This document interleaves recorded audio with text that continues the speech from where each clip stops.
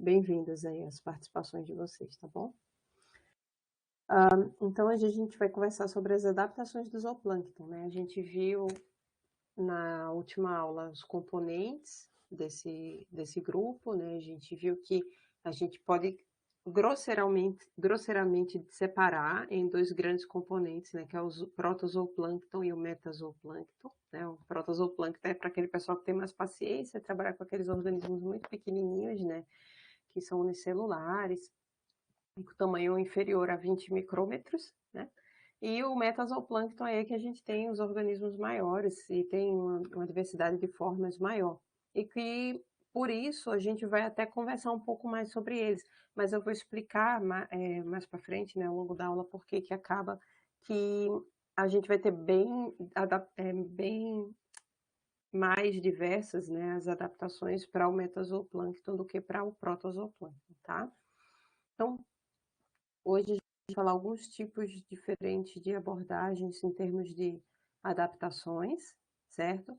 Então, os tópicos da aula que a gente vai abranger, né, é a questão do porquê que essas adaptações são necessárias, a questão do tamanho, e como o zooplâncton consegue se manter flutuando. Então, a gente tem adaptações para flutuações, adaptações para se camuflar nesse meio aquático, adaptações para evitar predadores, como eles interagem com processos hidrodinâmicos, né? Então, ou seja, tem que ter adaptações também para eles não serem transportados de repente para uma área que para eles não é interessante, né? Não tem alimento. E também o que acontece quando as condições ambientais tornam-se desfavoráveis, então adaptações que eles têm para poder evitar, né, essas áreas desfavoráveis, tá bom? Bom, então quando a gente observa um organismo como esse daqui, que é uma larva, né, de um equinodermata, tá, de um ouriço do mar, né, a gente tem várias perguntas que surgem, né, na nossa mente. A gente olha um organismo tão pequeno, tão simples, né, mas a gente começa a se perguntar, né, entre algumas coisas que podemos questionar, é por que que esse organismo vive nesse ambiente, né? Então, tá, se é uma larva de um ouriço, né, por que que ele escolhe viver num ambiente totalmente diferente, né, do adulto, né? E outras questões é por como é que ele consegue se manter flutuando, né? Já que o adulto, ele não é um organismo que tem, né, a capacidade de estar ali flutuando, ele vive no substrato, né? Ele vive associado a fundos, né, consolidados em geral dos ambientes marinhos e tem um estilo de vida completamente diferente, né? E se a gente observar a forma adulta mesmo, assim, então veja bem, o ouriço do mar que tem uma cor, né? Por que que ele tem essa coloração, morfologia tão diferente, né? Então, o que que a gente vai ver na aula de hoje é justamente que esses organismos, principalmente do meroplâncton, ou seja, organismos que durante a fase adulta eles são do bentos ou são do nécton, né? Eles vão ter que ter bastante adaptações quando na fase planctônica, justamente para se manter nesse ambiente que não tem nada a ver com o ambiente do organismo adulto, né? Então, em geral, eles vão ter formas, cores, tamanhos, né? Constituição corpórea também, bem diferente, justamente para poder sobreviver às demandas, né, daquele ambiente, que é um ambiente planctônico, tá? Então, se a gente pensar no ambiente planctônico, né, eles estão aqui, ó. Então, a gente tem na zona pelágica, né, uma diferença grande em termos de gravidade específica, né? Se a gente comparar, por exemplo, os organismos terrestres, a gente está submetido, né, a um efeito da gravidade muito maior, então a gente acaba desenvolvendo uma estrutura corporal mais densa, né, para poder suportar isso.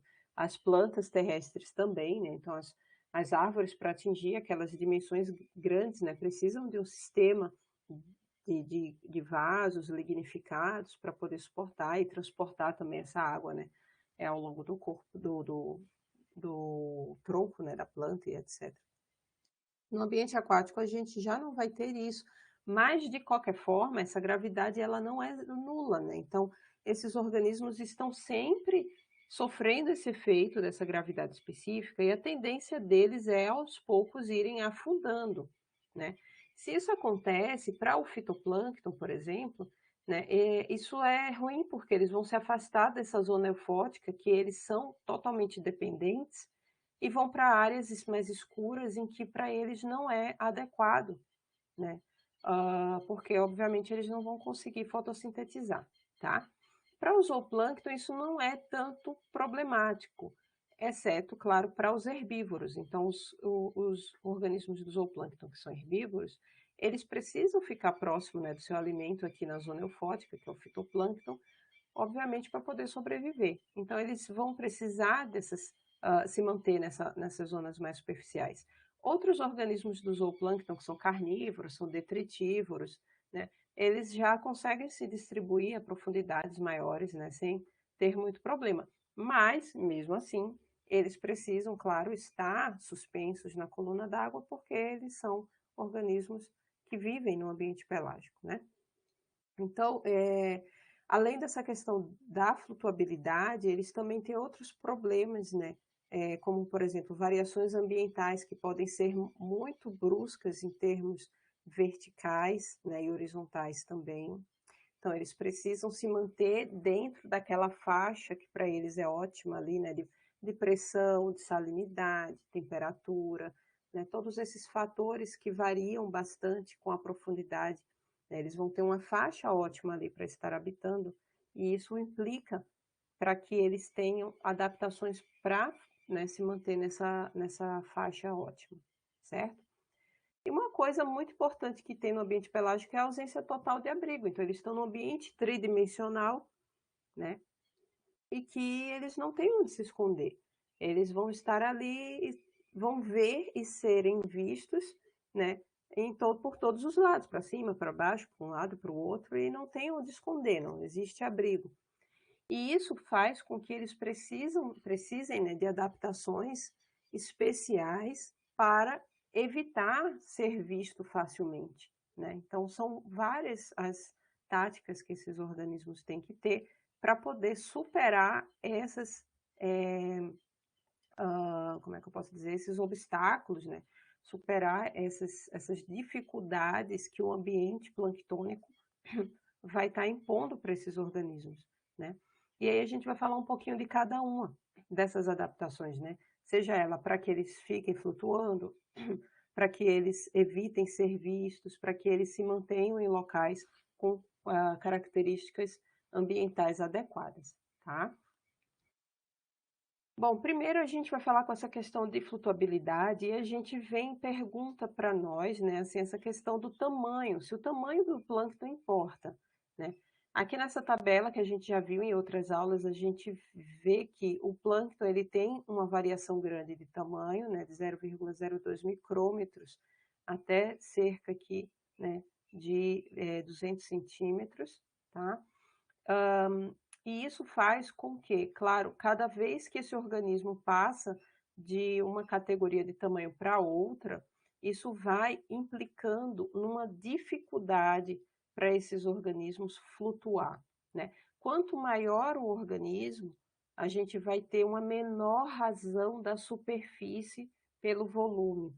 E quanto menor essa razão, significa que o organismo tem menos superfície de contato com o meio, o que geraria mais atrito e, consequentemente, facilitaria a flutuabilidade, tá? Então, aqui, ó, por exemplo, né, a gente tem justamente essa questão, né, da diferença da relação da superfície pelo volume, né, dos organismos. Então, quanto maior aqui, então a gente vai ter uma maior dificuldade desse organismo flutuar. Então, a gente vai ter o quê? A gente vai ter mais adaptações para a flutuabilidade, né? Quanto maior é esse organismo, tá? Passei sem querer aqui. Okay? Então, o que a gente vai observar é que, em geral, esses organismos aqui, que são, né, do fitoplâncton, do picoplâncton, nanoplâncton, eles não precisam de muitas adaptações, porque o próprio fato deles serem pequenos, unicelulares, né, deles terem uma grande razão da superfície pelo volume da célula, já é um fator que auxilia bastante a sua flutuabilidade, tá bom? Então, por isso, como eu falei lá no comecinho da aula, Os organismos do metazoplâncton são os que vão apresentar maior diversidade de adaptações para flutuar, tá? Então, o que vai acontecer? Como esse organismo ele precisa, né, uma vez que ele vai aumentando um pouco o tamanho do seu corpo, vai ficando mais complexo, ele precisa dessas adaptações, então ele vai ter duas estratégias diferentes para isso acontecer, tá? Então essas estratégias, elas podem ser desses dois tipos aqui. A gente tem ou estratégias que visam aumentar a resistência, né, para afundar mais lentamente, ou seja, estratégias que fazem com que eu tenha estruturas que causem maior atrito com o meio, ou eu tenho estratégias que fazem com que o corpo desse organismo fique menos denso do que o meio circundante, né, de forma que eles não afundem facilmente. Então, eu tenho essas duas estratégias, são duas formas de adaptações do zooplâncton, tá? Bom, algumas formas de aumentar a resistência. A primeira, a gente falou um pouco, que é a questão do tamanho, né? Então, quanto menor o tamanho do organismo, maior a resistência com o meio, porque a gente tem uma maior relação da superfície pelo volume, tá? Então, aqui, por exemplo, um organismo que tem esse tamanho aqui, né, com um volume de 1 centímetro cúbico, vai ter uma área superficial de 6 centímetros quadrados, logo a superfície pelo volume é de 1:6, tá? Enquanto que um organismo que tem aqui um tamanho 8 vezes maior, né, ele vai ter uma superfície pelo volume, uma razão, né, bem menor, de 1:3, certo? Então, claro, esse organismo aqui ele vai ter uma superfície de contato com o meio maior, né, o que vai aumentar a sua resistência ao afundamento, certo? Então, é a primeira, eu acredito que seria assim, ó, a adaptação universal do plâncton, é a questão do tamanho. Tanto é que a maior biomassa do plâncton, isso aí eu estou incluindo todos os organismos, bacterioplâncton, fitoplâncton, zooplâncton, as maiores biomassas são justamente dos organismos que são menores, né? Quanto maior é aquele organismo que está dentro do fitoplâncton, do zooplâncton em geral, a sua biomassa tende a ser menor, tá? Justamente por quê? Porque a maioria tem como essa questão do tamanho pequeno uma das principais estratégias para se manter no plâncton, certo? Então a gente vai ter aqui essa adaptação aqui como uma das mais importantes, tá? Outra forma de aumentar a resistência é a forma que aquele organismo apresenta. Então, em geral, a gente tem o quê? A gente tem formas alongadas, formas discoides, formas achatadas, né? Em forma de paraquedas, são aquelas que proporcionam maior resistência, porque são formas que, em geral, elas acabam fazendo com que, ao invés de eu ter uma forma mais esférica, né, eu tornando aquela forma um pouco mais achatada, mais discoide, com prolongamentos, eu vou ter uma superfície de contato com o meio mais expandida, que gera mais atrito também, certo? Então, o que acontece? Aqueles organismos que acabam não conseguindo ser tão pequenos, eles começam a adquirir outras estratégias. Então, vão ter uma forma do corpo mais, né, relacionada a esses tipos aqui. Então, alguns exemplos aqui, ó.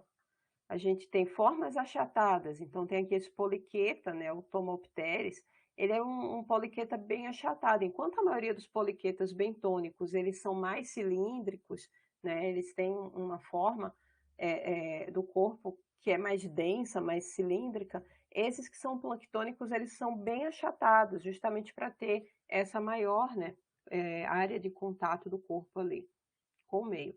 Assim como a gente observa aqui ó, na larva das lagostas, que é uma larva filossoma, como ela tem também essa parte do cefalotórax bem achatada, né? Forma discoide a gente encontra aqui, por exemplo, na arcela, que é uma tecameba, né? Uma ameba tecada, é um organismo do protozooplâncton que apresenta essa forma e isso, né, confere então uma resistência também ao afundamento. A gente observa formas discoides também em alguns quinidários, né, como a porpita, né? e a velela, então apresentam ali a parte do corpo bem achatada, né, também, discoide, nesse formato aqui, tá? Forma de paraquedas é bem comum nos quitenóforos e nos quinidários, né? Então, uma forma também que dá essa resistência. Claro que a gente vai ver que são adaptações. Aqui nesses organismos estamos falando de formas, mas mais para frente vocês vão ver outras adaptações nesses mesmos organismos, né? Então, é um conjunto ali de adaptações que eles vão ter. E as formas alongadas? Então, a gente tem aqui como exemplo o Chetognatha, né? Então, ele vai ter essa forma de lança aqui, né? E aqui a gente tem um decápoda planctônico, que é o Lucifer faxone. Eles têm essa forma alongada e essa forma ela funciona mais ou menos como quando a gente coloca, né, uma agulha na superfície ou um alfinete, né, num copo assim, deitado, né, ele vai ficar ali flutuando justamente porque a gente tem uma grande área de contato ali, né, que faz com que haja essa resistência ao afundamento. Do contrário, se a gente colocar esse alfinete ou essa agulha na vertical, ele vai afundar rapidamente, tá? E isso é interessante porque esse organismo, quando ele controla justamente essa posição dele na coluna d'água, ele acaba tendo uma forma de ajustar a sua posição no plâncton. Então, por exemplo, esse Chetognatha, que é essa gita, ele pode, se ele quiser afundar um pouco, ele pode simplesmente passar dessa posição na horizontal para a vertical, que aí ele tem essa diminuição da resistência e afunda um pouco, né?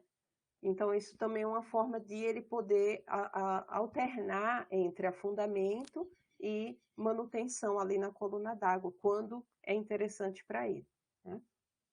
Porque, claro, a gente vai falar aqui de adaptações à flutuabilidade, né? Mas isso não significa que o plâncton tem a tendência de ficar sempre nas camadas mais superficiais, né? Eles podem estar alternando entre áreas mais profundas e superficiais, né? De acordo com as suas necessidades, né? Busca por alimento, né? Ou ir para áreas de reprodução, áreas de alimentação e etc.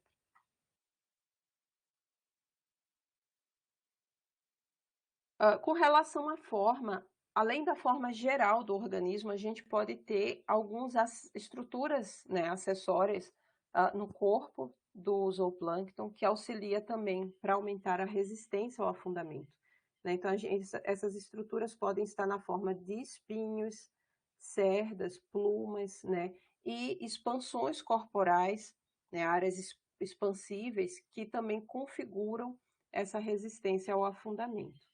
Tá? Então, aqui alguns exemplos no zooplâncton. Temos aqui, ó, no Calocalonus pavo, que é um copépoda calanoida, ele vai ter aqui, ó, na parte aqui do seu telson aqui, né, esses apêndices com essas, parece penas mesmo, né, de aves, mas são cerdas plumosas, tá, aqui, e essas cerdas auxiliam, né, na sua flutuabilidade, né, porque causam esse atrito aí com o meio e consequentemente, maior resistência ao afundamento, né.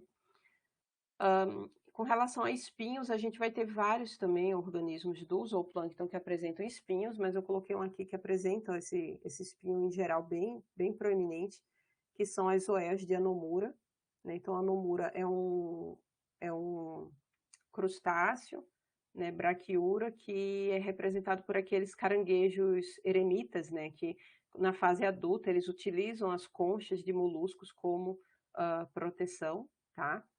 Mas na fase larval ele apresenta essa morfologia, né, bem diferente, em que ele apresenta aqui, ó, esse espinho aqui na carapaça, esse espinho rostral aqui bem longo. Então, isso é uma forma, né, esse espinho, de também conferir resistência ao afundamento, né? Claro que a gente vai ver mais para frente que esses espinhos são importantes também para a defesa, né? Então, à medida que esse organismo aumenta o seu tamanho com esses espinhos, ele também está reduzindo a probabilidade de que um organismo consiga, né, abocanhá-lo inteiro, né? Então, também seria uma estratégia para outro tipo de adaptação também, tá? E aqui a expansão corporal, como exemplo, eu coloquei desse pterópoda, né? Então, a gente tem aqui um molusco que é holoplanctônico, né? Então, esse organismo ele passa todo o seu ciclo de vida no plâncton, então ele tem essa adaptação aqui justamente para auxiliar na sua flutuabilidade, né? Ele tem essa expansão aqui dessa parte aqui do, do seu pé, né? E algumas vezes, em algumas larvas que tem também essas expansões, larvas de molusco, a gente tem também cílios aqui na volta, né? Mas esse indivíduo é um indivíduo adulto, então ele vai ter apenas essas expansões aqui, né? Que parecem asas e auxiliam na flutuabilidade, né? Lembrando que os pterópodes são moluscos que têm ainda essa concha, né? Então isso aqui já gera uma certa densidade, né? E dificuldade desse organismo de se manter flutuando, mas em geral essa concha acaba sendo muito fina, né? Justamente como uma adaptação para evitar que esse organismo afunde, tá? E lembrando também que os pterópodes, né, a gente tem dois tipos. A gente tem alguns pterópodes que eles têm concha ainda, como esse daqui, né, que a gente chama de tecossomata, e a gente tem outros que perderam completamente a concha, né, são os gimnosomata, mas ambos apresentam como adaptação essa expansão aqui corporal para a flutuabilidade, tá?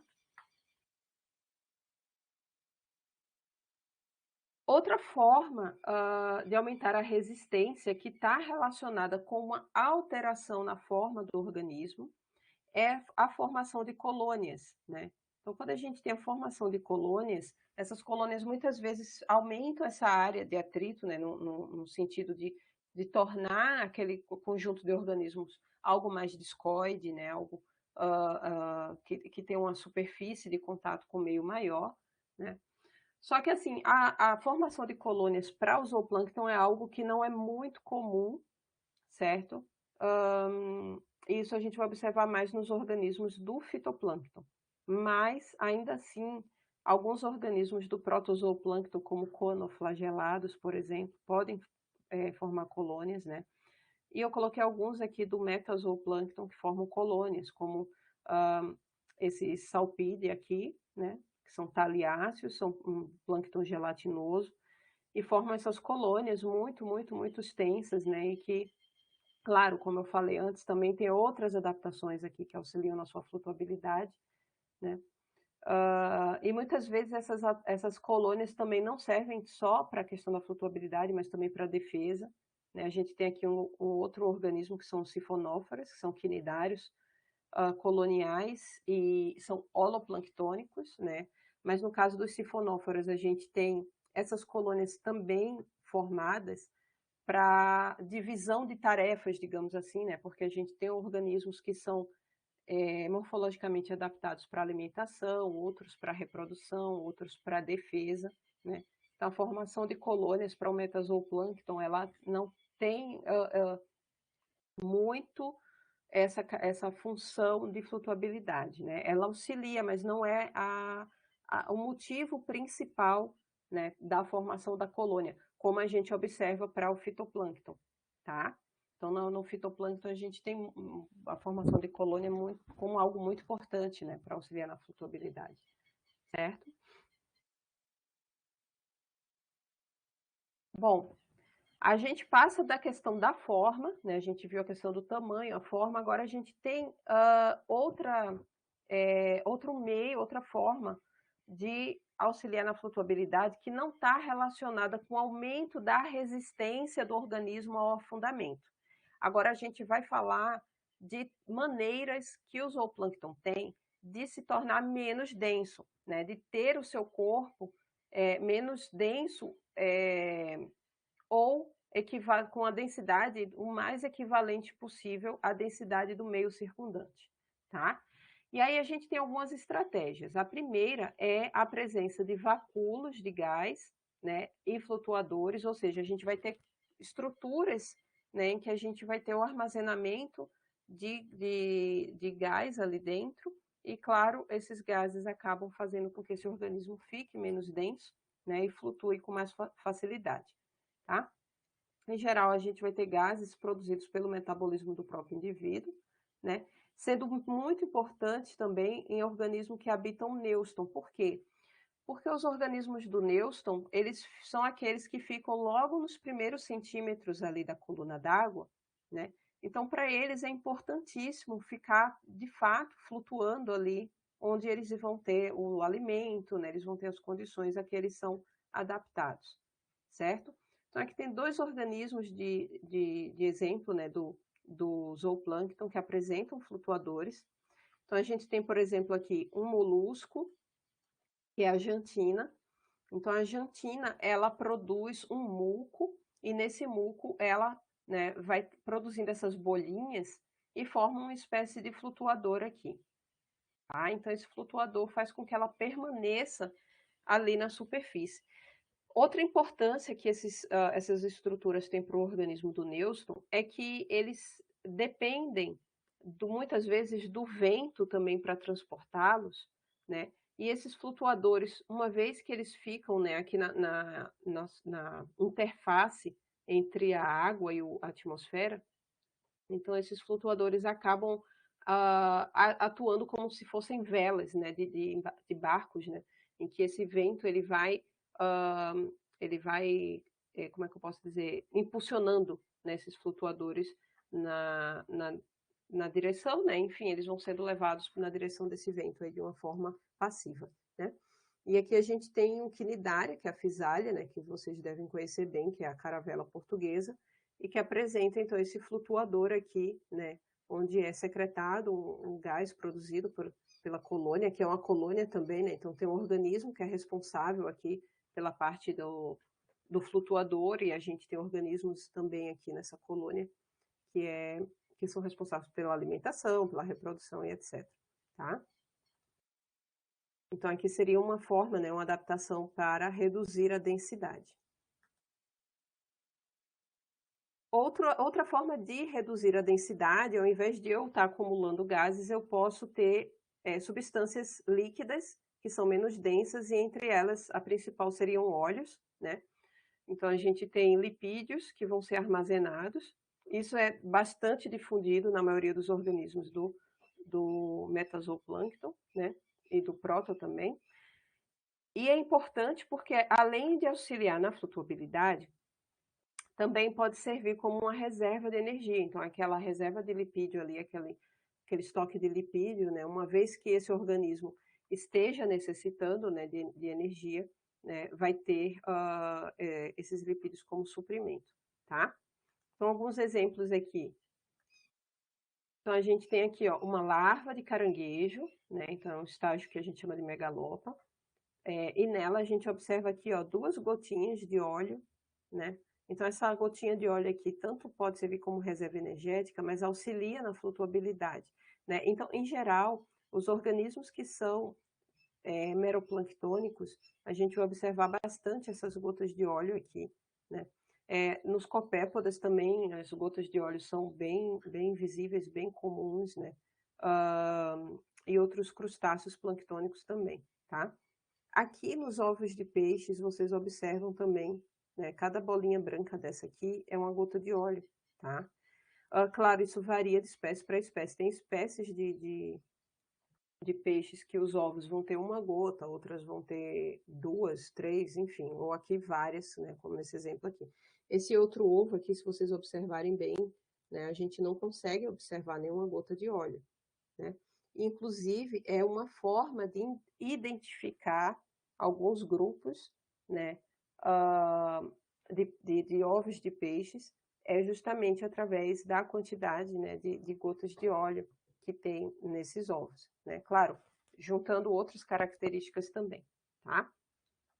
Então, essas gotinhas vão fazer com que esses ovos de peixes consigam flutuar com maior facilidade, né? Não afundem, além de que vai servir como uma reserva também de energia, né? Para o desenvolvimento desse embrião aqui que está dentro desse ovinho, tá bom?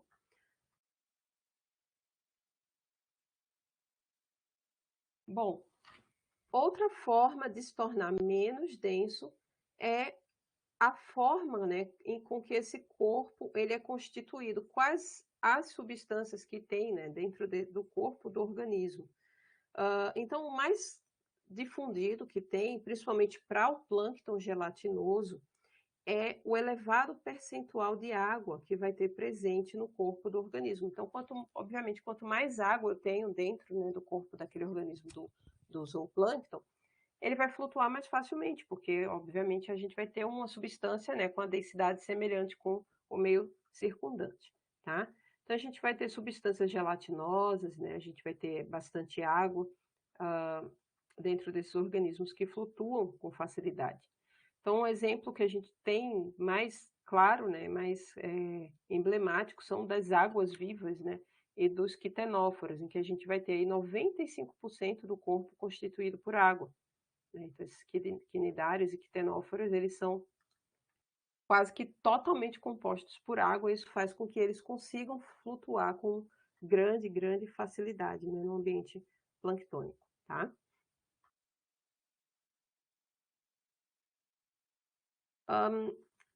Além da questão do grande percentual de água, como a gente observa no plâncton gelatinoso, e aqui a gente inclui os quetognata, né? Então, o quetognata, além, né, do quinidário, quitenóforo, que a gente viu no slide anterior, também tem uma constituição corpórea de água bem elevada, tá? Mas existem algumas outras adaptações, né? Então, a gente viu que substâncias constituição elevada de água e substâncias gelatinosas auxiliam, né? Então, um exemplo que tem desse artigo aqui, que é bem interessante, ele mostra quanto essa substância gelatinosa ela é importante, né, como uma adaptação à flutuabilidade. Então, aqui nessa espécie aqui, que é a Sagitta lyra, toda essa parte aqui que vocês estão vendo, vou fazer um círculo aqui, é a substância gelatinosa. Observe como ela ocupa um espaço significativo aqui, né, no organismo, e ela auxilia na flutuabilidade. E aqui está a gônada. Então, nessa espécie aqui, que a gônada é bem grande, né, a gente tem uma quantidade grande de substância gelatinosa, meio que para compensar o peso que a gônada traz para o organismo, né? Já nessa outra aqui, que é a Sagitta hexaptera, a gente tem substância gelatinosa também, mas em uma quantidade um pouco menor. E também, equivalentemente, temos uma gônada, só que com um pouco mais fina, né? Um tamanho menor do que a dessa outra espécie, tá? E essa aqui menos ainda, né? Se a gente for ver aqui a substância gelatinosa, que é o G, e a gônada, né? É bem menor. Então, a gente observa o que? Existe uma correlação entre a quantidade, né, o tamanho de substância gelatinosa acumulada pelo ketognata e o tamanho da sua gônada. Por quê? Porque ele tenta, né, compensar o efeito negativo que o peso da gônada traz para a questão da fluibilidade, produz mais substância gelatinosa, tá? Então, é uma estratégia, né, para manter a flutuabilidade nesse meio, né, através do acúmulo dessas substâncias aí, tá bom? E outra forma que faz com que esses organismos consigam ficar menos densos é através da regulação iônica, ou seja, ele pode favorecer, né, a troca de alguns íons mais pesados por outros mais leves, tá? Então, a gente tem íons pesados, por exemplo, como magnésio e sulfato, sendo substituído, né, por cloreto nos fluidos corporais, né, nos fluidos que tem dentro do corpo, e isso faz com que eles acabem ficando mais leves, tá?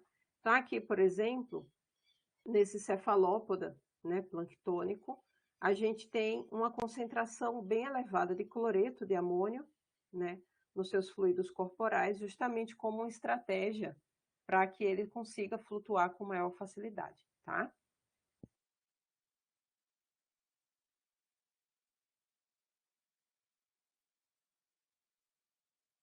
E aqui nesse trabalho, ele mostra justamente essa relação, né, do, a relação, né, de magnésio com cloreto e de sulfato com cloreto em algumas espécies planctônicas, tá? Então aqui eu tenho um crustáceo, né, aqui eu tenho uma larva bipinária de estrela do mar, aqui eu tenho a quinidária, aqui eu tenho quitenófora, tá? Então, na medida que esse organismo ele vai passando, né, aqui para a fase adulta, pelo menos para o crustáceo, essa quantidade de magnésio e sulfato ela tende a diminuir, porque esse organismo, claro, vai passando para a fase adulta, ele deixa de ser planctônico, não necessita, tá? E outros, eles apresentam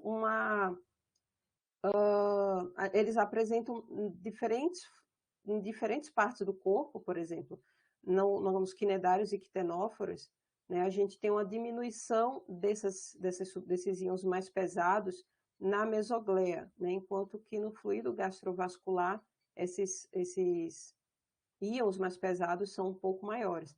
Então, ou seja, eles na mesogleia, que é justamente a parte do corpo dos quinidários e quitenóforos mais abundantes, né, que está presente ali, né, nessa parte mais fluida do corpo, eles tendem a reduzir a quantidade desses íons mais pesados, né, tendo uma proporção maior de cloretos, né, como uma estratégia de reduzir, né, a sua densidade, tá bom?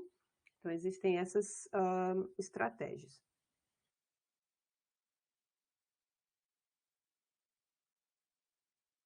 E aqui nesse artigo, ele mostra algumas questões, por exemplo, de concentrações de sais também, que podem auxiliar na questão da densidade, né? A gente vai ter algumas alterações também na questão da flutuabilidade em decorrência do tipo de ovo de peixe. Então, tem ovos pelágicos, ovos mesopelágicos e ovos que são no fundo, né, que vivem aderidos ao fundo, eles vão ter uma diferença, né, na questão da concentração, né, desses íons, desses sais, tá? E, obviamente, vão ter uma diferença na flutuabilidade em termos de salinidade. Então, por exemplo, os pelágicos, eles têm uma faixa ótima aqui para a sua flutuabilidade, que está relacionada com a salinidade encontrada, né, nessa área pelágica, né, enquanto que os ovos que habitam áreas mais profundas, né, eles têm faixas ótimas para flutuabilidade diferente, certo? Então, isso mostra que o quê? Que os peixes desenvolveram adaptações para que seus ovos adquirissem melhor flutuabilidade, certo? De acordo com diferentes salinidades, que está relacionado com essa questão da profundidade, certo, gente? Então, por exemplo, um ovo de peixe, de um peixe que tem ovos que não são planctônicos, né, que são de fundo, que como esses marrons aqui, então eles não precisam, né, ir para o plâncton, eles não vão flutuar, eles vão estar, né, mais associados a essas áreas do fundo, eles vão estar aderidos ali e, consequentemente, né, essas estratégias, né, se eles tivessem todos o mesmo comportamento de flutuabilidade, eles não iriam conseguir se distribuir, como mostra aqui nessa imagem, né? Eles iam meio que ter o mesmo padrão ali de flutuabilidade, né? Então, são estratégias para que cada grupo ali, eles se distribuam, né, de acordo com os seus requerimentos, né, em termos de salinidade, temperatura, tá? Então, aqui é uma adaptação bem interessante, né, que eles vão possuir.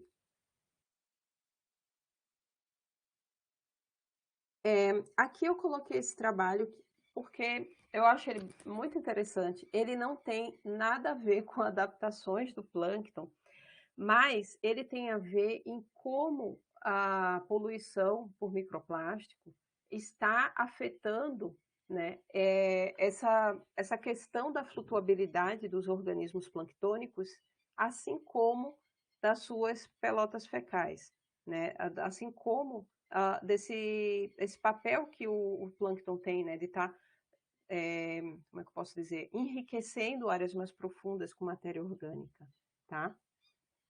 Então, o que é que acontece? Esse estudo, ele fez o quê? Ele colocou marcadores aqui, né, que reagem com fluorescência nos microplásticos, né? Então, esse microplástico, foram feitos cultivos, né, de copépoda, claro, tem um grupo controle, grupo com microplástico, né? E o que acontece é o seguinte, então aqui nessa imagem, aqui nesse esquema, que a gente observa? O copépoda, lá no ambiente planctônico, né? Eles se alimentam, então, acabam ingerindo esse microplástico, tá?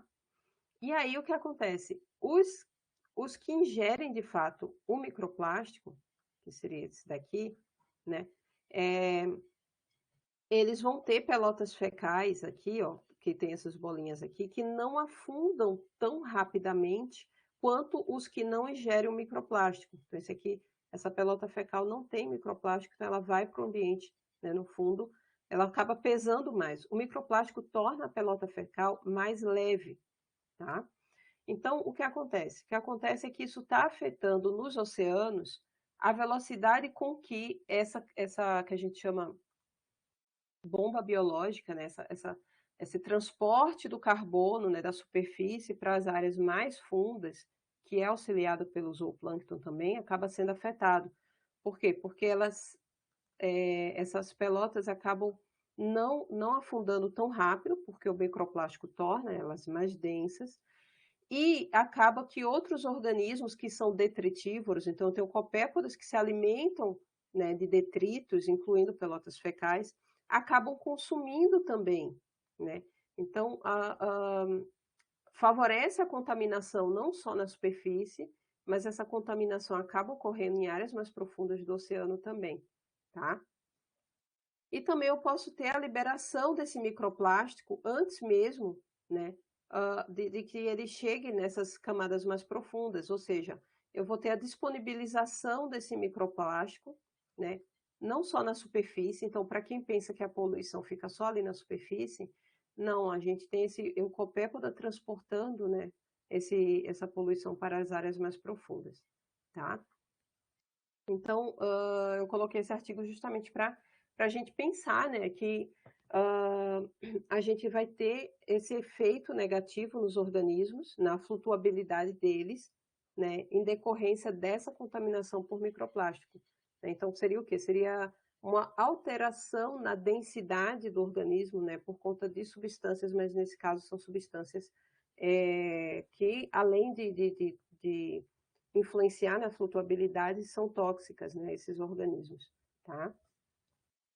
Então, isso tem sido, né, bastante preocupante, essa questão dos microplásticos para as teias tróficas pelágicas, né? Gente, alguma dúvida, alguma pergunta até agora? Tá tranquilo? Não sei se chegou a hora do nosso intervalo, acho que é agora às 10 e pouca. Vamos fazer um intervalinho, então?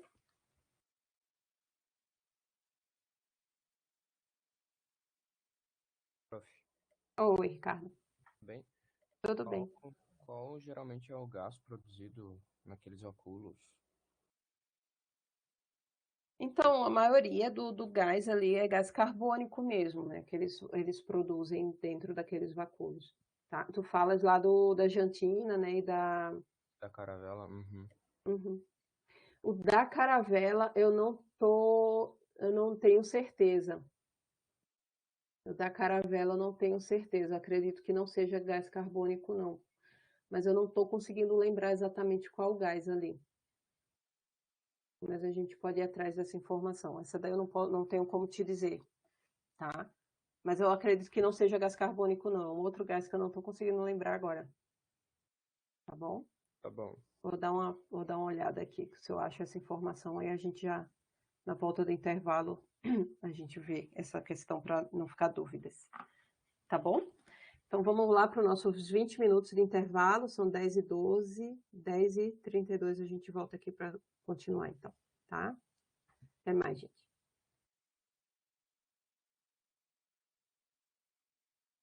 prof. Oi, Beleza. gente, então retornando nossa aula, né, nossa segunda parte, eu dei uma olhada na pergunta do Ricardo no livro do Hickman. Eu estou sem o Brusca aqui, porque certamente deve ter alguma coisa no Brusca também, só que o meu Brusca está lá no Seclimar. Porque eu estava com a dúvida justamente na questão da produção de gás da Fisália, né, que é a caravela portuguesa, porque eu me lembrava que tinha alguma questão de gases ali diferente do CO2, né? E no Hickman ele fala que a composição dos gases ali do flutuador, né? é de uma composição semelhante aos gases atmosféricos, né? Então, meio que por difusão entraria alguns gases ali, né? Só que como ele tem um controle também dessa quantidade de gases, a caravela, né, tem uma glândula que eles possuem que produzem também um pouco de gás, né? Algum material que eu peguei aqui uma tese, enfim, algumas publicações mencionam monóxido de carbono como sendo produzido ativamente, né, pelo organismo, né? Então seria um gás diferente, né, do gás carbônico, seria um monóxido de carbono ali produzido por uma glândula, tá? E aí ele teria esse ajuste aí da flutuabilidade, né, produzindo esse gás, né, ou não, caso o organismo precise, né, não está na superfície, em termos de ter que executar uma fuga contra predação e etc. Então, ele pode estar suprimindo aí essa produção e deixar de flutuar momentaneamente, né? Ok, gente? Então, a gente teria. Eu lembro de alguns outros organismos também que têm glândulas, né? Muitos organismos que apresentam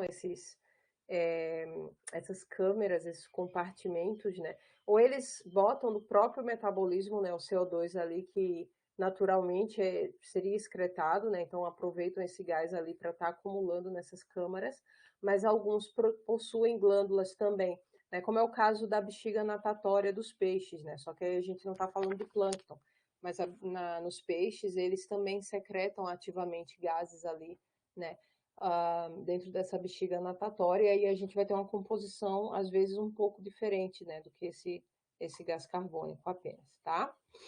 Bom, a gente viu até esse slide anterior, né, a maior parte das adaptações relacionadas mais com a questão da flutuabilidade, com a questão do plâncton, né, se manter dentro daquele espaço que ele habita ali, né, no ambiente pelágico, tá? Temos também algumas adaptações relacionadas a outros, como é que eu posso dizer, outros obstáculos impostos pelo ambiente pelágico, né? E um deles é justamente essa questão de que o ambiente que eles vivem não tem abrigo, né? Um ambiente que, principalmente na zona eufótica ali, é bem iluminado, então esses organismos precisam de adaptações para não serem vistos, né?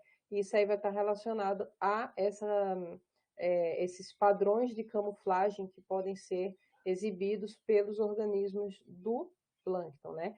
E isso eles vão fazer o quê? Que é um organismo que se camufla, ele tenta se parecer ao máximo com o meio em que vivem, né? E se parecer com o meio em que vivem, que é o meio aquático, meio líquido, transparente, significa que esses organismos, a maioria vai ser justamente assim, vai ser bem transparente, tá? Então a gente vai ter como uma das principais adaptações do zooplâncton é ter o corpo bastante transparente, certo? Então, eles podem ser quase que totalmente transparentes, às vezes apenas algumas estruturas, né, com uma certa coloração.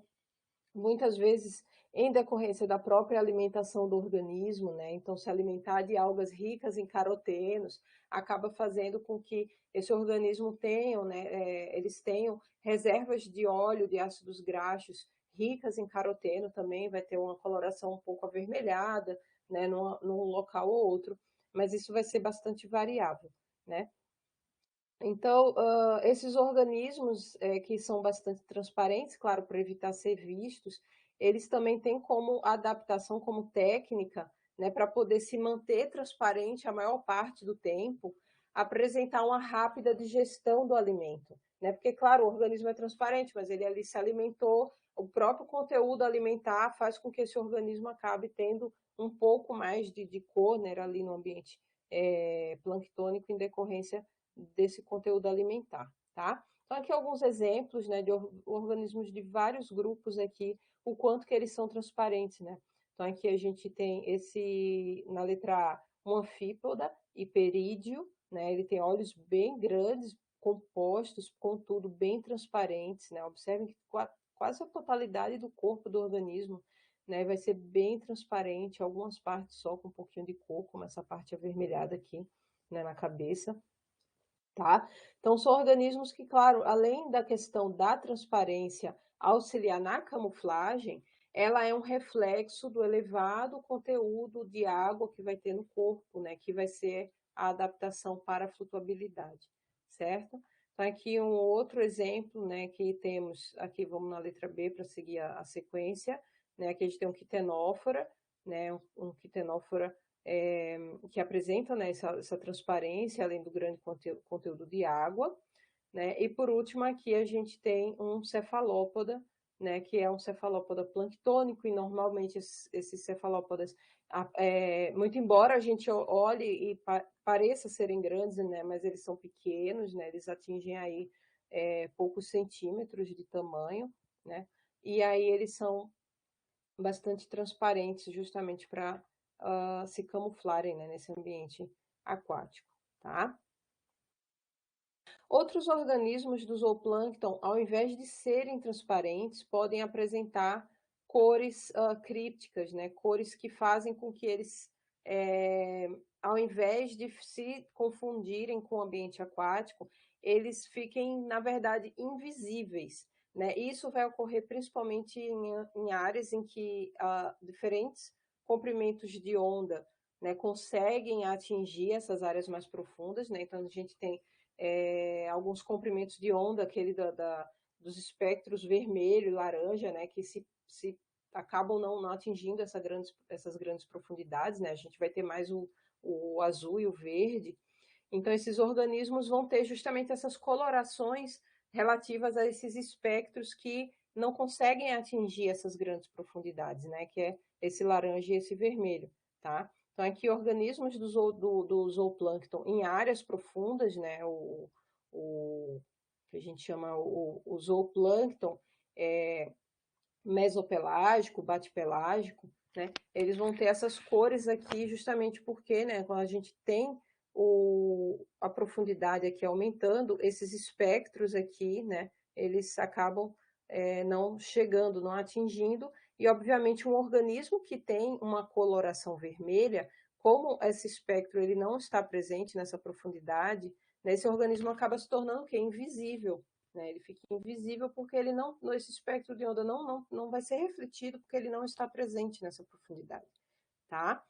Então, a gente tem aqui exemplos, né, de um ostracode, a gente tem aqui uma eufasiácea, né, bem vermelhinha também, um anfípoda e um copépoda, tá? Então, todos esses representantes aqui são de zooplâncton coletados em áreas, né, mesopelágicas e batipelágicas, onde esses comprimentos, né, de onda, esses espectros luminosos aqui do laranja, né, amarelo, vermelho, eles não chegam nessas profundidades, tá certo?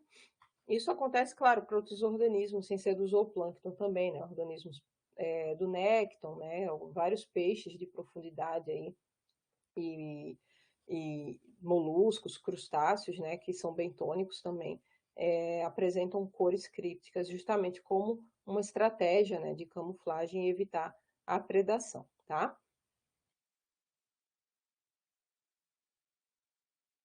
Essa aqui é uma estratégia, né, mais para organismos que estão ali na superfície, principalmente do Neuston, né? Então são colorações intensas, né, de azul, verde, roxo, né, onde na superfície esses organismos acabam se confundindo, né, com aquela coloração que tem nessa zona superficial, né? Então a gente tem como exemplo aqui esses organismos do Pleuston e do Neuston, né? Então a gente tem esse dragão do mar, que é o nudibranch, que é um molusco que é neostônico, né? Vive ali bem na superfície, tem esse corpo, nessa relação da superfície do corpo, essa expansão aqui, né, do corpo, como uma adaptação para ficar ali flutuando, né?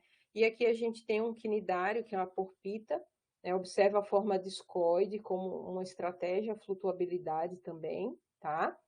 E eles habitam justamente essa interface, né, do oceano com a atmosfera, né, tendo então essa coloração bastante azulada, azul intenso, justamente para se camuflar ali naquela região, né, que apresenta essa cor, principalmente em áreas de oceano aberto, tá? Esse organismo aqui, né, que é o dragão do mar, é um organismo neostônico bastante voraz, né, um carnívoro, se alimenta bastante moluscos do Neuston, se alimenta inclusive dessa espécie aqui de quinidária, que é a porpita, né? E se utiliza justamente da camuflagem ali para conseguir ter esse sucesso aí, né, na predação, tá? E esse artigo aqui eu trouxe para vocês para mostrar uma adaptação muito interessante observada nas larvas de peixe, né, no ictioplâncton, em que, ao invés de eles, né, executarem uma camuflagem na questão de alteração de cores, tornarem transparente, né, eles vão simplesmente executar uma estratégia de mimetismo batesiano, que é aquele mimetismo em que um organismo imita, né, a forma de outro organismo. Em geral, esse outro organismo é um organismo ou que produz toxina, ou um organismo que é um predador, ou um organismo que é de difícil digestão, enfim, é um organismo que, em geral, não tem muito atrativo, né, para os predadores, certo? E é uma estratégia para que essas larvas de peixe não sejam predadas, né? Então, observem que interessante, né? Aqui temos os organismos, né, que são imitados, digamos assim, e aqui a gente tem a larva de peixe.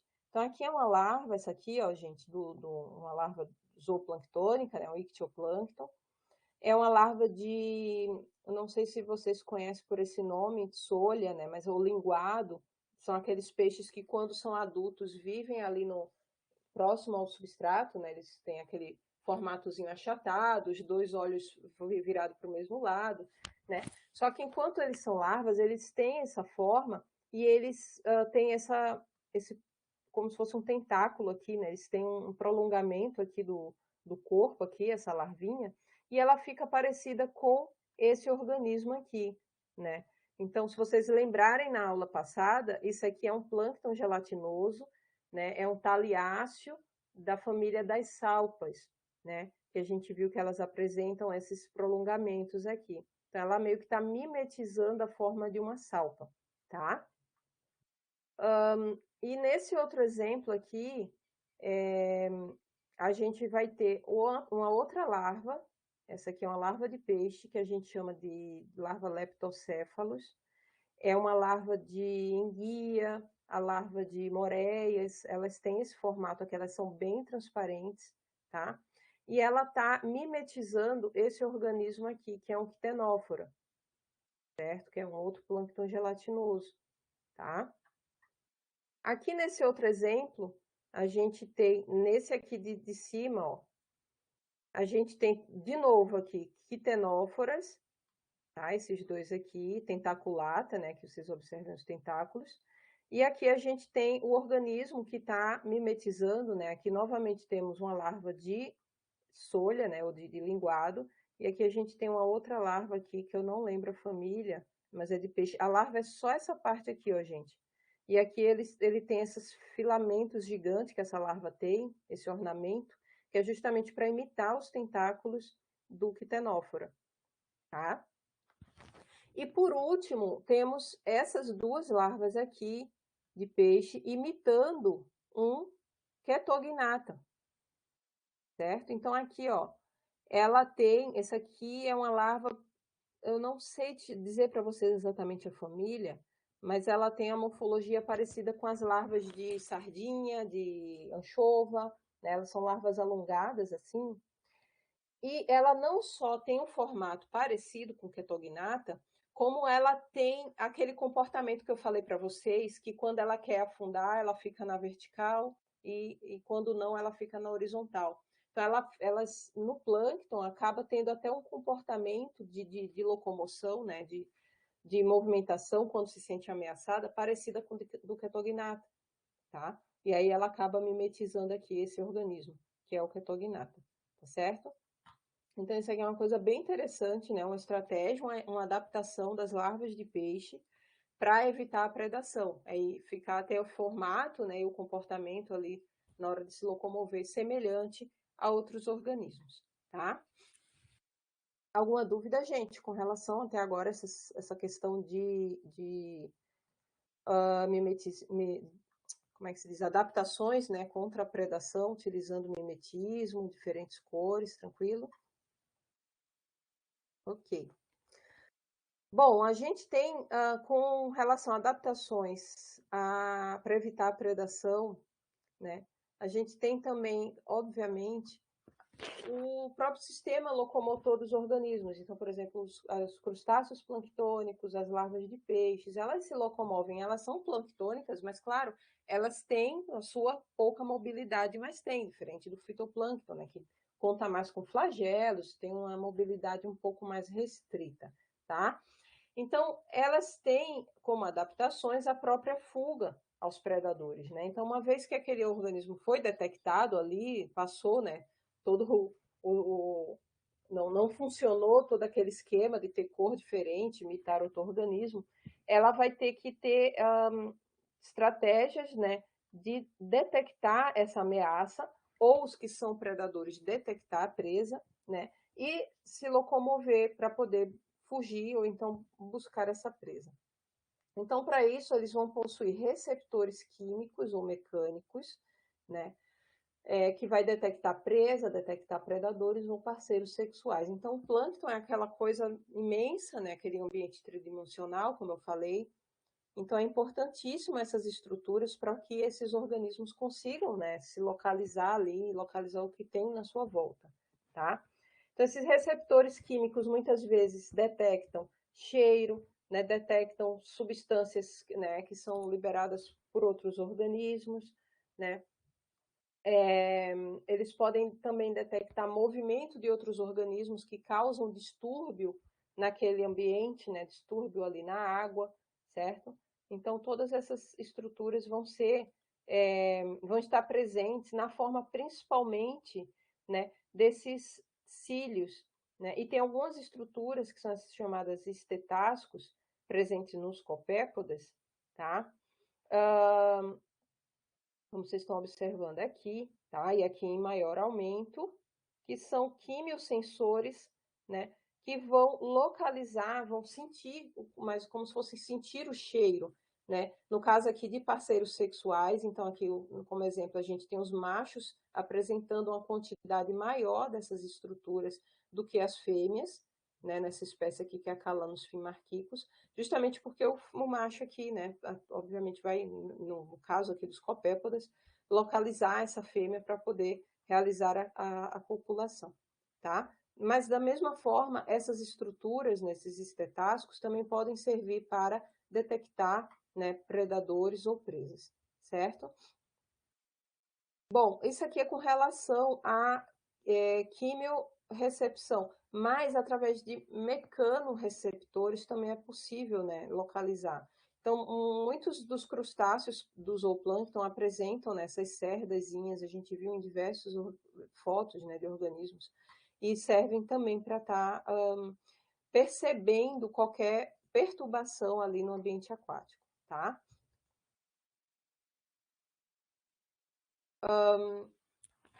Outra adaptação é justamente mudanças na forma, né, que não vai servir apenas para a questão do afundamento, mas muitas vezes também auxiliam para evitar a predação. Então, a gente tem a presença de espinhos, a presença de concha ou carapaça, serve para proteger esse organismo.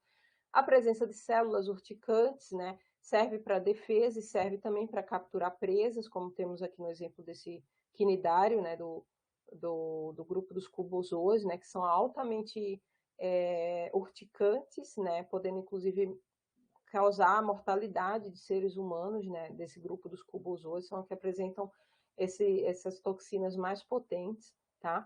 Então aqui está capturando um peixe, né?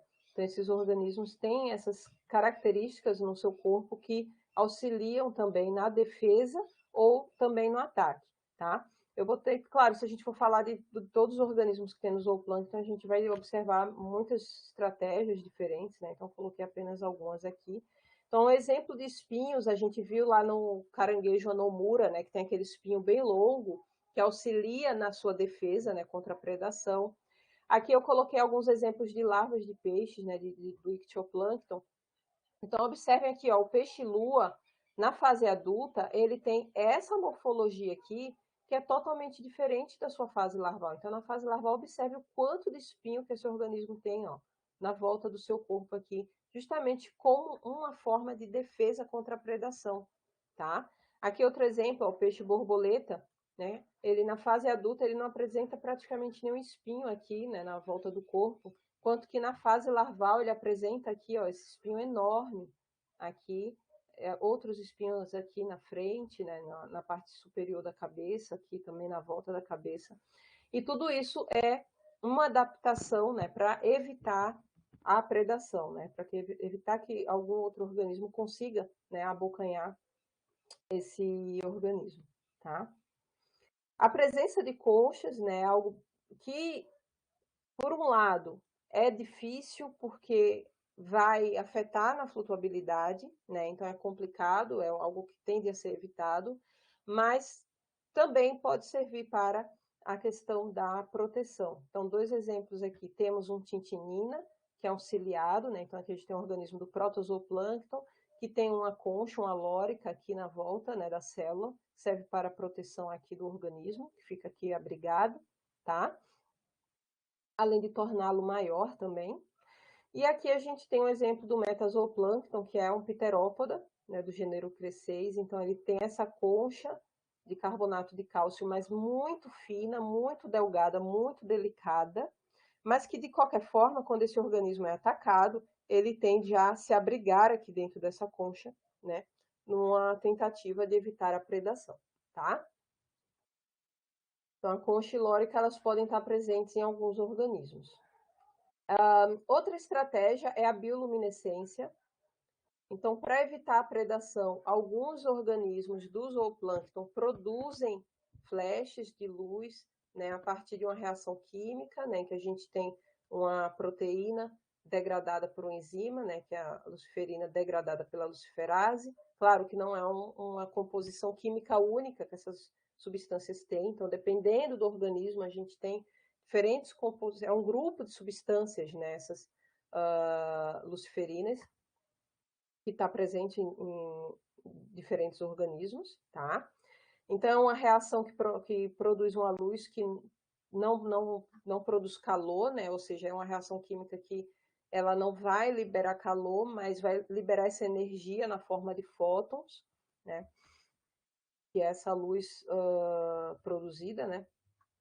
E pode ocorrer em células especializadas, que a gente chama de fotóforos, ou através da liberação de uma substância brilhante, né? Então, essa substância que produz a bioluminescência, ela é liberada e essa liberação acaba produzindo, então, esses fótons, tá? Então, aqui alguns exemplos de como essa bioluminescência, ela atua na questão da defesa contra a predação, certo?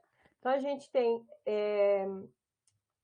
na defesa, o que é que vai acontecer? A gente tem o efeito da surpresa, então ela causa um clarão luminoso, né, que deixa o predador assustado, né, ele fica meio confuso ali, facilitando a fuga, né? Ou ela pode causar uma espécie de confusão, né, uma nuvem de fumaça. Então a presa vai emitir um fluido incandescente, né, a substância aqui no meio, e vai desviar, né? Então ele lança para um lado essa nuvem de fumaça e corre para o outro, né? E aí vai desviar o predador da localização real aqui dessa presa. Quando a bioluminescência é produzida pelo organismo, que é o predador, né, ela vai causar esses dois efeitos, ou de choque, então vai atordoar a presa, né, aquele flash de luz, então o predador aproveita para atacar, ou pode causar a atração. Então, essas espécies que têm fototaxia positiva, né, acabam sendo atraídas, né, como se fosse aquela varinha de pescar ali, né, no caso aqui, como exemplo, a gente tem esse peixe que é o peixe pescador. E aí, quando esse organismo, que a presa vai se aproximando, o predador aproveita para atacar, né? Então, claro, aqui tem os exemplos de organismos que são nectônicos, mas esses mesmos padrões aqui, eles tendem a ocorrer também nos organismos do zooplâncton, né, que produzem a bioluminescência. E claro, gente, que essa bioluminescência, ela também pode ter outras funções, né, como também para a questão de reprodução, né, para organismos se localizarem, né, em ambientes que não tem luz, Então, imagina, organismos que são do zooplâncton mesopelágico, bate-pelágico, onde a luz não chega, eles contam apenas com a bioluminescência, né, para conseguir visualmente eles se localizarem ali. Né? Então, pode ter funções que não têm relação também com a predação, mas sim com comunicação, né, e localização de parceiros sexuais também, tá?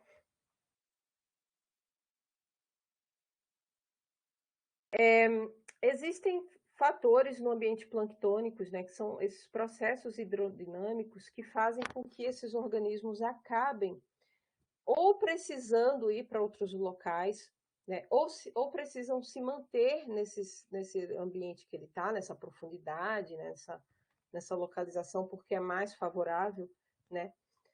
E isso vai fazer com que esses organismos estabeleçam adaptações para conseguir executar migrações, né?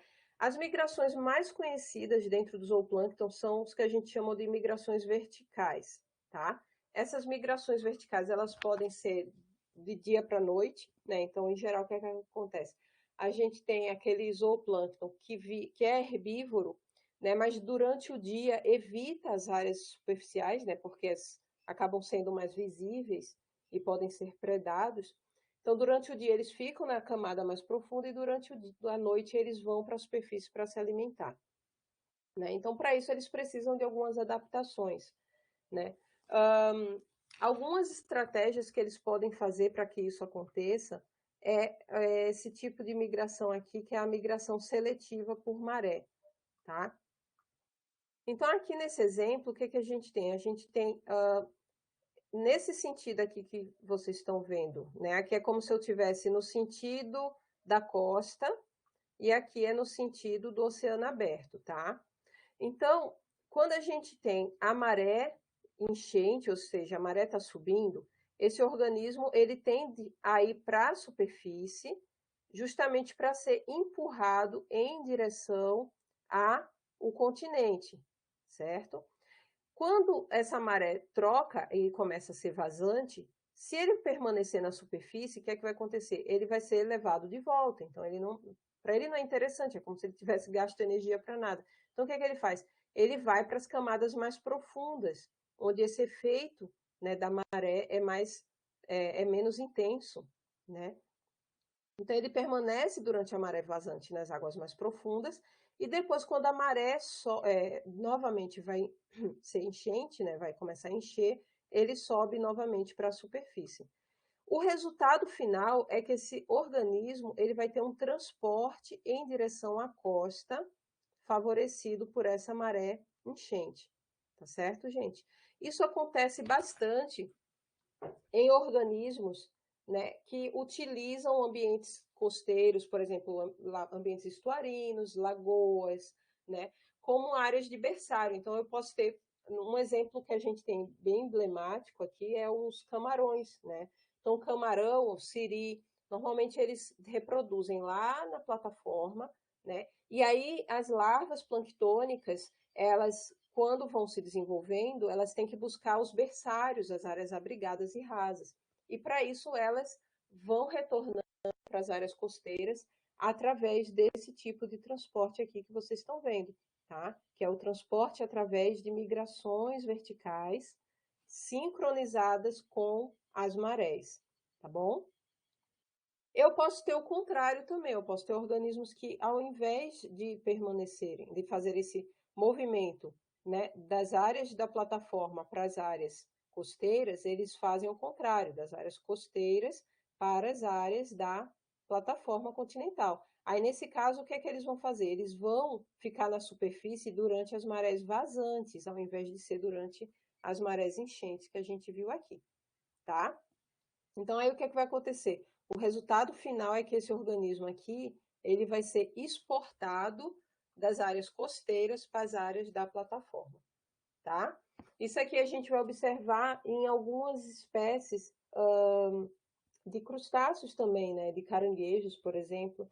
Então, mas são espécies que desovam dentro do estuário.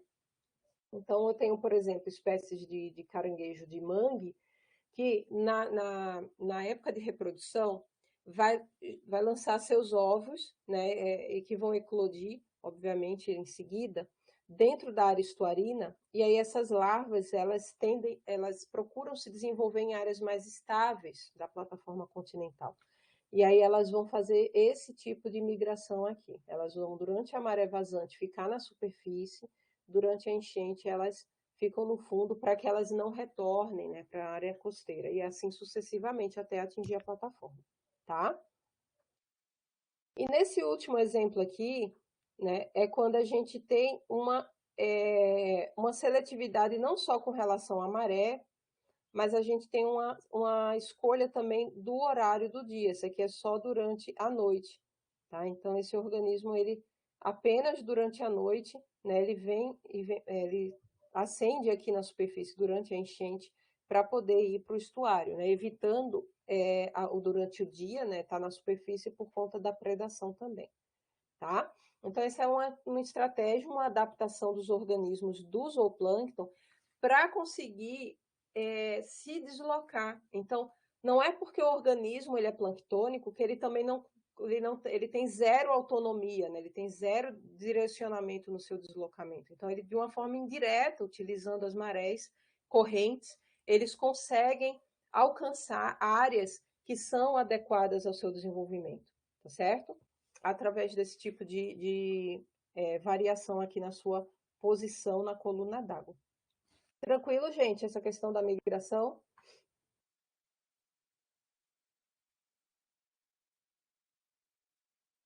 Então, como resultado dessas variações, né, observem a diferença que a gente tem. Então, aqui nessas provetas, a gente tem coletas de zooplâncton durante o dia, né, essas duas aqui, e essas daqui são coletas noturnas, tá?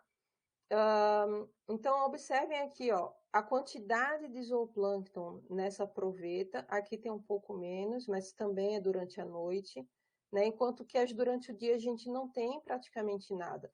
Então, não significa que o zooplâncton não esteja presente durante o dia. Só que, durante o dia, eles tendem a ficar em áreas mais profundas para evitar a questão da predação, né? Então, é uma prova de que eles fazem essa migração vertical, né? Tanto para transporte, né, para áreas favoráveis, quanto para evitar a predação, tá? Então, por isso que as coletas de zooplâncton, em geral, noturnas, elas tendem a dar, né, gerar amostras muito mais densas, com muito mais biomassa do que as amostras diurnas, tá?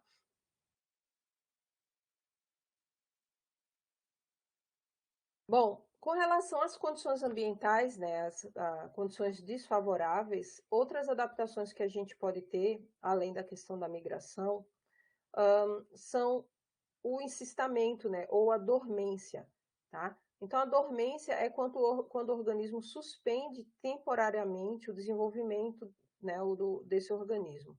Então, eles entram em estado de dormência, enquanto aquela condição não está adequada, e depois eles retornam, né, à sua atividade quando essa condição ela volta a ser favorável. E aí a gente tem dois tipos de dormência, né, de acordo com suas estratégias. A gente tem a aquiescência, que é quando a gente tem mecanismos externos iniciando a aquiescência, tá? Normalmente é quando a gente tem, por exemplo, algum evento de tempestade, algum evento de poluição que levou uma diminuição na quantidade de oxigênio dissolvido na água, né? Então, são mecanismos que são externos ao organismo, tá? Ocorrem vários estágios ontogenéticos, ele não tem um estágio específico, ele pode ocorrer, o organismo pode ocorrer em quiescência desde ele está na fase jovem, ele está na fase adulta, né, na fase reprodutiva, enfim. E ele vai permanecer em dormência até o final dessa condição adversa. Enquanto a condição estiver inadequada ao seu desenvolvimento, ele vai estar lá encistado, vai estar em dormência, enfim, esperando essa condição passar, tá? A diapausa, a diferença é a seguinte: a gente vai ter mecanismos internos, né, produzindo esse momento de diapausa.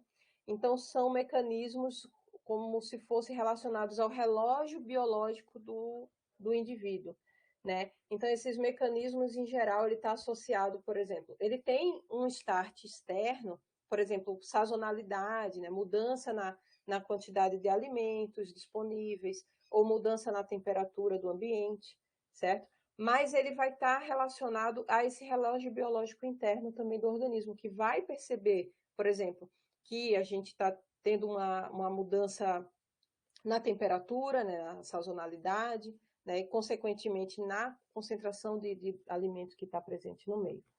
Tá? Ele vai ser iniciado num estágio ontogenético específico, né? Então, essa diapausa ela pode ocorrer no estágio adulto, né? Sempre ali no adulto, ou no estágio juvenil, enfim, vai depender do organismo, né? É como se fosse algo que é natural de acontecer naquela espécie, enquanto a quiescência é algo que é mais irregular, né? Não ocorre com aquela regularidade sempre. E o término dessa diapausa vai ocorrer com específicas situações e não necessariamente com retorno de condições favoráveis. Então, vai ocorrer quando uma determinada situação vai acontecer. Por exemplo, a temperatura voltar a aumentar por conta daquele padrão de sazonalidade, ou então a quantidade de alimentos ocorreu uma fluorescência, né, de diatomáceas, por exemplo, e etc. Tá? Tá. Então, a gente tem principalmente a dormência ocorrendo em copépodas, a gente também vai observar ocorrendo em cladóceras, por exemplo, né? Nos copépodas a gente tem a questão da diapausa, né, que é aquela dormência regular, né, e controlada internamente, bastante emblemática, digamos assim, principalmente nas espécies, né, de águas temperadas. Né? Então, a gente tem alguns exemplos, dependendo das ordens aqui de copépoda, a gente vai ter algumas variações. Então, por exemplo, nos calanoides, a gente tem a produção de ovos de dormência em algumas espécies, tá? E algumas apenas, como náuplios e copepoditos, pode também entrar em dormência, mas em geral a gente vai ter os ovos, né, dos calanoides entrando nesse estado aqui de dormência. Nos copépodas ciclopoida, a gente tem apenas no copepodito e adulto, entrando em estado de dormência, então a gente não tem ovos de dormência no ciclopoida. E no herpaticoida, a gente pode ter nas 3 fases também, ovos, copepoditos ou adultos entrando em estado de dormência, tá? Aqui um exemplo de um padrão, né, de diapausa. Então, é um padrão que ocorre controlado internamente, né, nos organismos, né, do plâncton, aqui no caso são copépodas calanoides, de áreas temperadas, principalmente, tá? Então, eles entram em diapausa quando as condições do ambiente não estão muito adequadas, em geral aqui no inverno, certo? Então, eles ficam nessa profundidade. Em geral, também, eles ficam em profundidades maiores. Claro, eles ficam mais protegidos, eles estão em temperaturas mais frias, né? Que favorece também o menor gasto energético. Eles ficam, então, nessa profundidade. Quando as condições começam a ficar melhores, eles tendem a subir para a profundidade de alimentação, né? Na zona eufótica, onde eles vão se alimentar do fitoplâncton, vão se reproduzir nessa fase e vão produzir seus ovos, né? E aí esses ovos eclodem, tá? E isso aqui vai coincidir justamente com o período, né, de grande abundância aqui do fitoplâncton, que é no verão, certo? Depois que essa época de grande produção fitoplânctônica passa, eles, de novo, né, a gente vai ter condições não muito adequadas para alimentação. Então, eles começam, claro, aqui eles estão se alimentando, eles vão armazenar essa energia que está na forma desse vermelhinho aqui que vocês estão vendo, né, que são as substâncias de reserva, e voltam para a profundidade de diapausa, tá? Então, a diapausa nos copépodas, né, essa adaptação para resistir a condições adversas, nesse caso, frio e falta de alimento, está relacionada a justamente esse processo cíclico de diapausa, né, em que eles vão para profundidades maiores e eles ficam com seu metabolismo mais lento ali, aguardando nessa nova condição acontecer, tá? De riqueza, então, de alimentos. Certo, gente? Então, isso é bastante comum aqui, esse tipo de padrão acontecendo nessas áreas de sazonalidade mais marcantes, né? E aqui eu coloquei alguns exemplos de ovos de resistência que é bastante difundido em diversos organismos do zooplâncton. Tá? Então, aqui a gente tem como exemplo os rotífera. Então, os rotíferas são organismos que, embora eles sejam bem adaptados a condições de eutrofização, de riqueza de matéria orgânica, né? Às vezes essas condições elas são muito inadequadas, né, com bastante depressão do oxigênio dissolvido, então eles tendem a produzir esses ovos de resistência, que também são importantes esses ovos de resistência para que esses organismos sejam transportados às vezes para outros ambientes, né? Então, alguns organismos que consomem esses ovos não conseguem digeri-los e eles podem ser transportados para outros locais também, tá? Então, tem algumas outras funções. E aqui a gente tem a Daphnia, né, que é um cladócera, que também tem essa característica de produzir ovos de resistência, né? São esses ovos aqui, que também tem essa característica de serem distribuídos, conseguir, né? Tanto é que os cladóceras, as espécies, muitas elas são amplamente distribuídas em diferentes continentes, né, a mesma espécie, justamente porque elas apresentam esses ovos de resistência que conseguem ser transportados aí e tem uma viabilidade bastante longa, né? Aqui, por exemplo, alguns ovos podem, depois de 125 anos, né, ainda serem viáveis, né? E aqui embaixo a gente tem exemplos de cistos, né, de dormência de dinoflagelados, tá? Então, claro, tem dinoflagelados que são heterotróficos também, né? E eles produzem, então, eles têm essa fase, né, de dormência bastante importante também para a dispersão e para suportar, né, esses momentos aí de condições ambientais desfavoráveis, tá? Então, gente, terminando, né, moral da história com relação a essa questão, né, das adaptações do zooplâncton, a gente observa o quê? Que esses organismos do zooplâncton, né, eles vivem em um meio que eles necessitam invariavelmente de diversas adaptações, né, para suportar essas condições não favoráveis, né, e se manter em condições adequadas à sua sobrevivência, seja próximo à superfície, seja num ambiente em que tem mais alimento, né? Ou em locais em que eles vão encontrar a sua presa também, né? A gente viu também que a flutuabilidade, defesa e ataque são os principais problemas do dia a dia do plâncton, né? Do zooplâncton, sobretudo. Né? Então, são os principais fatores com que eles têm que lidar e desenvolver essas adaptações, né, para se manter no ambiente. A gente viu também que o mesmo organismo pode apresentar uma ou muitas formas de adaptações relacionadas à flutuabilidade e defesa. Então, a gente viu que muitas vezes uma adaptação que ela auxilia na flutuabilidade, ela também serve para a questão da defesa, né? E isso é interessante, né? Porque, claro, vai otimizar todo o gasto energético que aquele organismo tem, né? Para produzir, para poder ter aquela adaptação, tá? E a gente viu também que, apesar dos custos envolvidos nas adaptações apresentadas, né, o potencial dispersivo apresentado pelo plâncton parece compensar como uma vantagem, né? Então, apesar desses organismos terem que gastar uma boa energia para ter todas essas modificações, seja morfológicas, seja na produção de substâncias que favorecem essa flutuabilidade, mas o plâncton representa uma forma desses organismos estar se dispersando entre diferentes ambientes, né? Mesmo para aqueles que não são meroplanctônicos, né? Aqueles que são bentônicos e precisam, né, colonizar novas áreas e para isso utilizam da dispersão através do plâncton, né? Mesmo para aqueles que não são assim, que são holoplanctônicos, por exemplo, é interessante se dispersar para outras áreas. Por quê? Porque muitas vezes permanecer no mesmo local ali, né, faz com que aquele alimento de que esse organismo depende acabe ficando escasso e eles precisam, então, explorar, né, outras áreas para poder se alimentar.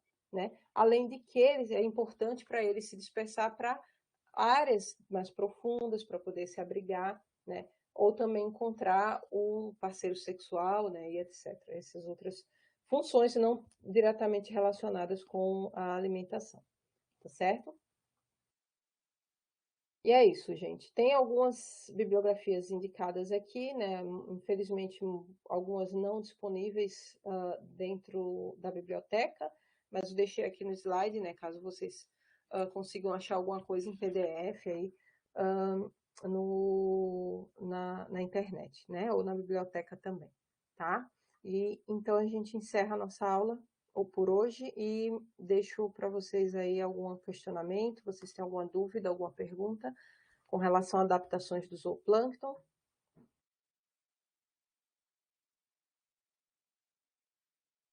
Alguma pergunta, gente?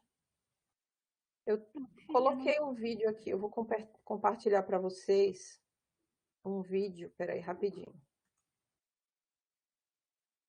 Peraí que eu sou bem enrolada com esse negócio de... Deixa eu colocar aqui.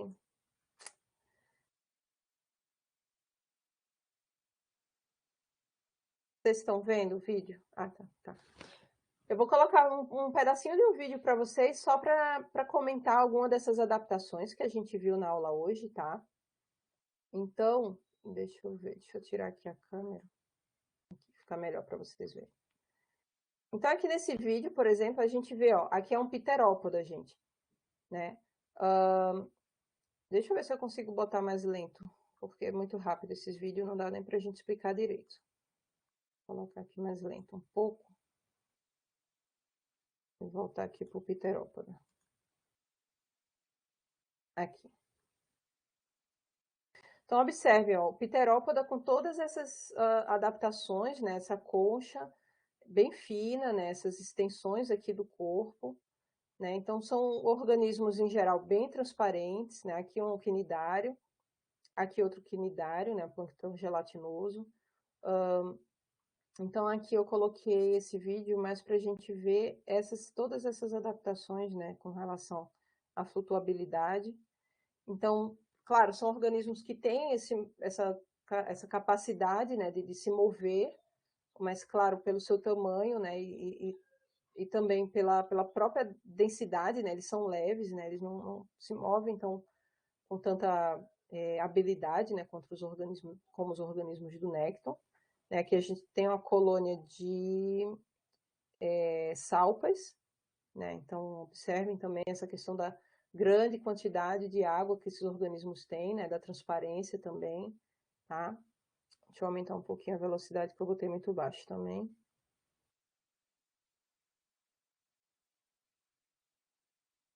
Aqui são os gimnosomata, então são pterópodas, e aqui observem, ó, a crescez, que é o tecossomata, né, que é o outro pterópoda, né? Então esse organismo aqui é um pterópoda que tem a concha para proteger contra predadores, né, uma concha fina. Aqui as expansões corpóreas, como esse aqui também tem, né? Então são dois moluscos holoplanctônicos. Observe esse aqui, ó, ele está estendendo a boca dele aqui, porque ele é um predador, inclusive ele se alimenta desse outro pterópodo aqui, tá? Eles são predadores bem vorazes, tá? Então aqui, ó, expansões corpóreas também, né? Aqui a gente tem esse aqui é um Chetognatha, tá? Bem transparente também. Aqui os quitenóforas, né, com bioluminescência nos pentes aqui. Aqui é aquele Beroi, né, que eu falei para vocês, é um quitenófora que não tem lobos, né, nem tentáculos, né. Deixa eu ver se tem alguns outros organismos diferentes aqui. Tem um vídeo bem legal, depois eu vou colocar para vocês no Moodle o link, que aí vocês veem direitinho, né, essas formas diferentes que tem aqui do plâncton, tá? Aqui a gente tem um sifonófora, né? Então é um cnidário colonial holoplanctônico, né? Aqui também. Outro sifonóforo aqui. Aqui é a colônia de sifonóforo. Então a gente tem formas diferentes, né? Porque eles executam papéis diferentes na colônia, tá? Aqui é uma larva de estrela do mar, né? Então elas têm essas projeções, auxiliam na flutuabilidade, são transparentes. Aqui de novo quitenófora. Deixa eu ver se tem algum outro diferente aqui para mostrar para vocês. E é isso. Esse vídeo ele mostra mais os organismos que fazem parte do plâncton gelatinoso, tá? Então a gente não tem muito dos outros organismos também, tá? Mas eu vou colocar um link para vocês de um vídeo que tem outros organismos do plâncton, aí vocês podem dar uma olhadinha, tá? Infelizmente não tem muita coisa assim voltada para um tema específico, né, da nossa aula, mas dá para a gente observar mais ou menos essas diferentes formas aí que esses organismos apresentam.